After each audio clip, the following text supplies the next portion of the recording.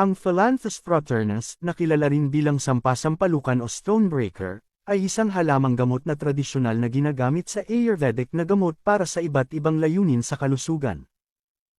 Narito ang ilan sa mga pangunahing benepisyo nito sa kalusugan. Una, pangangalaga sa bato. Ang sampasampalukan ay kilala sa tradisyonal na gamot bilang isang stonebreaker dahil sa kakayahang umiwas o magtunaw ng mga bato sa bato. Ito ay maaaring magamit sa pag-iwas at paggamot ng mga sakit sa bato tulad ng bato sa bato o mga urinary tract stones. Pangalawa, pagpapababa ng blood sugar. Ang ilang pag-aaral ay nagpapahiwatig na ang sampasampalukan ay maaaring magkaroon ng mga anti-diabetic na epekto. Ito ay maaaring makatulong sa pagkontrol ng blood sugar at mabawasan ang panganib ng mga komplikasyon na nauugnay sa diabetes.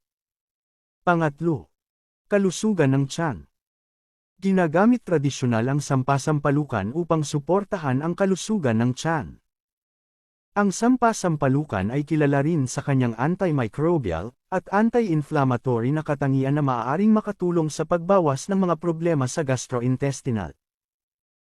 Ito rin ay maaaring magamit sa paglaban sa mga impeksyon sa katawan, pagbawas ng pamamaga, at pangangalaga sa pangkalahatang kalusugan ng katawan. Pang-apat, suporta sa atay. Ang sampasampalukan ay sinasabing may mga hepatoprotective na katangian na maaaring makatulong sa pangangalaga at pagpapanumbalak ng kalusugan ng atay.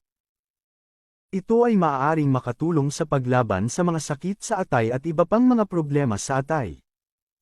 Bukod sa mga apat na benepisyong nabanggit, ang sampasampalukan ay naglalaman rin ng mga flavonoid at iba pang mga bioactive na sangkap na may napakarami pang mga benepisyo sa pangkalahatang kalusugan. Ilan pa sa mga kakayahan nito ay ang mga sumusunod.